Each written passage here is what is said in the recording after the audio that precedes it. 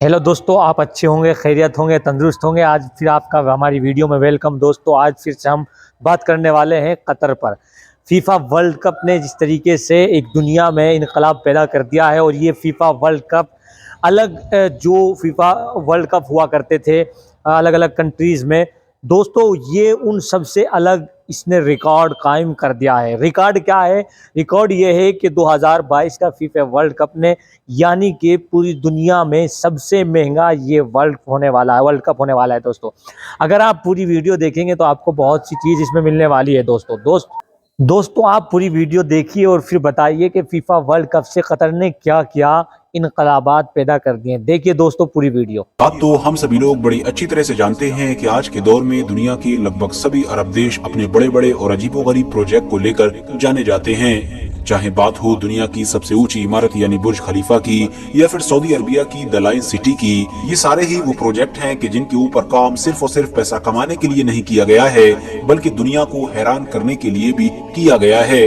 अब जाहिर है अरब देशों की इस रेस में कतर जैसा एक अमीर मुल्क पीछे कैसे रह सकता था, लिहाजा उसने भी इसी तरह के ही किसी प्रोजेक्ट पर काम करने का फैसला किया।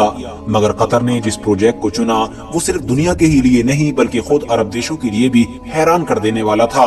एक ऐसा प्रोजेक्ट कि जिसके बारे में शायद अरब देश कभी अपने दिमाग में सोच भी नहीं सकते थे। हाँ दोस्तों, मैं बात कर रहा हूँ फीफा वर्ल्ड कप की। वही फीफा वर्ल्ड कप के जो इस बार यानी सन 2022 में कतर में होने जा रहा है, क्योंकि इस बार की मेजबानी यानी होस्टिंग कतर को ही दी गई है। आप में से जो लोग बेसिक तौर पर भी फीफा वर्ल्ड कप के बारे में नहीं जानते हैं, मैं उनको बता दूं कि दरअसल जो फीफा वर्ल्ड कप है वो फुटबॉल का वर्ल्ड कप है। यानी जिस तरह से क्रिकेट का वर्ल्ड कप होता है, बिल्कुल इसी तरह से जो फुटबॉल का वर्ल्ड कप होता है उसको ही फीफा वर्ल्ड कप कहा जाता है। मगर इंटरेस्टिंग बात यह है कि फुटबॉल क्रिकेट की तरह इंडिया, पाकिस्तान, ऑस्ट्रेलिया, इंग्लैंड और इन जैसे सिर्फ गिने चुने देशों में मशहूर नहीं है, बल्कि फुटबॉल तो एक ऐसा गेम है कि जिसको दुनिया का सबसे मशहूर गेम माना जाता है। यानी आज के दौर में पूरी दुनिया में अगर सबसे ज्यादा खेल कोई देखा जाता है तो वो सिर्फ और सिर्फ फुटबॉल है। अब आप लोग खुद ही अंदाजा लगा सकते हैं कि जब हर 4 साल के बाद ये वर्ल्ड कप होता होगा तो लोगों की दीवानगी का क्या आलम होता होगा, और खास तौर से वो देश की जिसमें 4 साल के बाद ये वर्ल्ड कप खेला जाता होगा, आखिर उसकी तरक्की का आलम क्या होता होगा। वो न सिर्फ बेशुमार पैसा बनाता होगा बल्कि उस देश का कल्चर, उस देश का टूरिज्म और उस देश की इस तरह की हर चीज हद से ज्यादा प्रमोट होती होगी। क्योंकि जो लाखों लोग उस देश को फीफा वर्ल्ड कप की वजह से विजिट करेंगे, उनमें बहुत सारे ऐसे भी होंगे कि जो उस देश के कल्चर और उस देश की चीजों को बेहद पसंद करने लगेंगे। और वो सिर्फ फीफा वर्ल्ड कप ही में नहीं बल्कि उसके बाद भी इस देश में बार बार विजिट करने की कोशिश करेंगे। और यही वो सारे फायदे होंगे कि जो एक देश की किस्मत को पूरी तरह से बदल कर रख देंगे। दोस्तों यही वजह है कि फीफा वर्ल्ड कप की मेजबानी यानी होस्टिंग को लेकर हद से ज्यादा कंपटीशन रहता है। हर देश यही चाहता है कि आने वाले वर्ल्ड कप की मेजबानी उसको मिल जाए, और इन सारी चीजों को वोटिंग के जरिए से डिसाइड किया जाता है।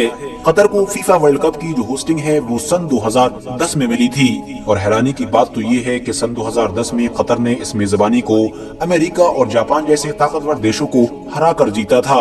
यानी होस्टिंग की लिस्ट में कतर के अलावा अमेरिका, जापान और इस जैसे बहुत सारे ताकतवर देश मौजूद थे।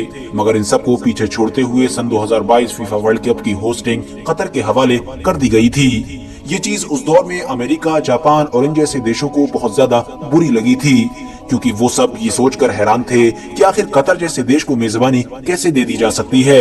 एक ऐसा देश जो साइज में भी न सिर्फ बहुत ज्यादा छोटा है बल्कि फीफा वर्ल्ड कप में भी उसका अपना कोई रिकॉर्ड नहीं रहा है, क्योंकि ना तो उसकी टीम ज्यादा मशहूर थी और न ही इस तरह की उसकी कोई और इन्वॉल्वमेंट रहा करती थी। शुरू में होस्टिंग मिलने के बाद कतर की काबिलियत के ऊपर भी इन सारे देशों की तरफ से लगातार सवाल उठाए जा रहे थे। सवाल ये था कि आखिर इतना छोटा होने के बावजूद भी और इतनी कम आबादी होने के बावजूद भी कतर देश फीफा जैसे बड़े वर्ल्ड कप को कैसे मैनेज करेगा। जब लाखों लोग यहाँ पर आएंगे तो उनको कहाँ पर रखेगा, उनके ट्रांसपोर्ट का इंतजाम कैसे करेगा, वो लोग कहाँ रहेंगे, क्या घूमेंगे, क्या खाएंगे, आखिर इस बात का क्या जवाब है। क्योंकि दोस्तों याद रहे कि सन 2010 में जब कतर को फीफा की होस्टिंग मिली थी तो ये वो दौर था कि जब कतर के पास ठीक ठाक स्टेडियम भी मौजूद नहीं थे। तो जाहिर है ये सवाल उठना तो बिल्कुल जायज थे।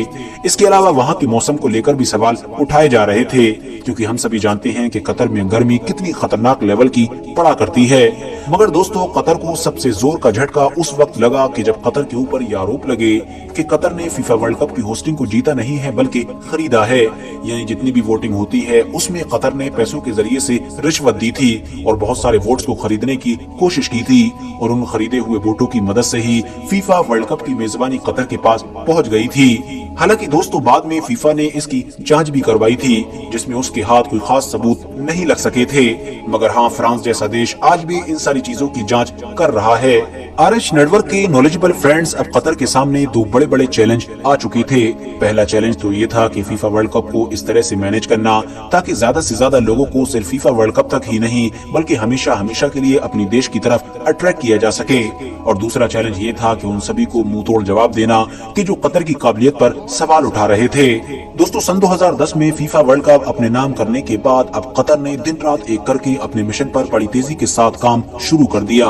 उसने न सिर्फ 8 वर्ल्ड क्लास स्टेडियम बनवाए बल्कि पूरी एक प्लान्ड सिटी भी बनवा डाली। इसके अलावा पूरी दुनिया भर से जो फुटबॉल फैंस कतर में आएंगे उनके रहने के लिए लग्जरी अपार्टमेंट्स, विलास, 5 star hotels, cruise ship hotels और फैन विलेजेस भी बनवाए गए हैं। यानी एक तरह से आप ये समझ सकते हैं कि कतर ने अपनी तस्वीर को ही बदल कर रख दिया है।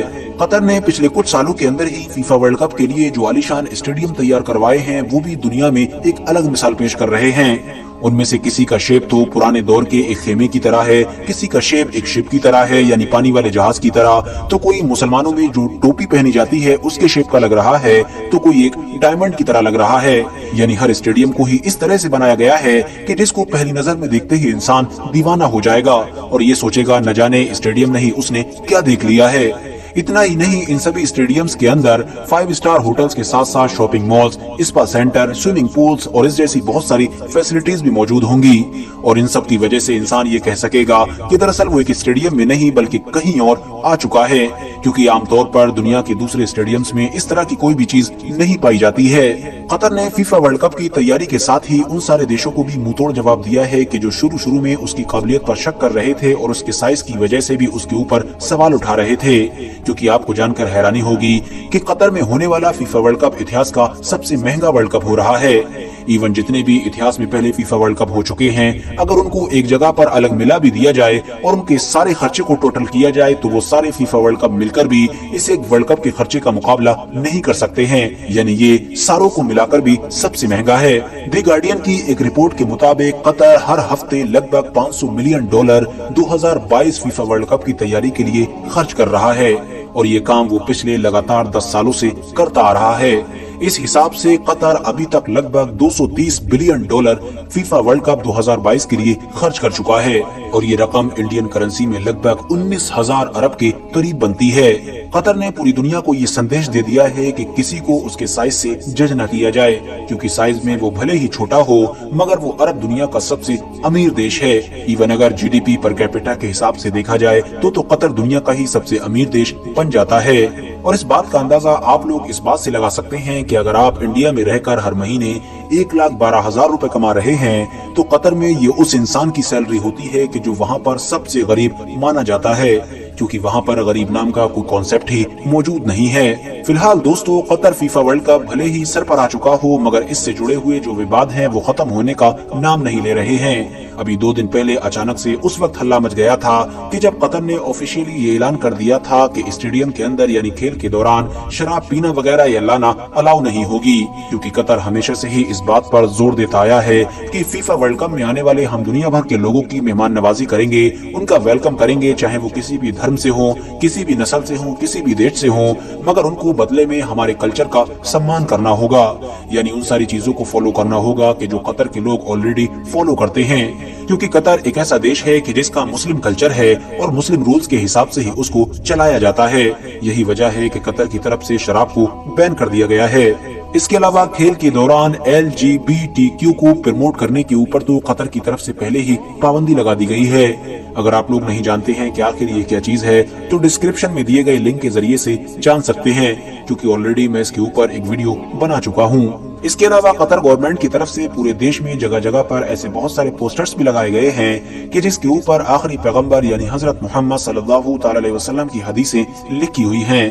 فی الحال دوستو آج کے اپنے ویڈیو کو ہم یہیں پر ختم کرتے ہیں۔ ویڈیو پسند آنے پر نہ صرف ویڈیو کو لائک کریں بلکہ اپنے فرینڈز کے ساتھ بھی ضرور شیئر کریں۔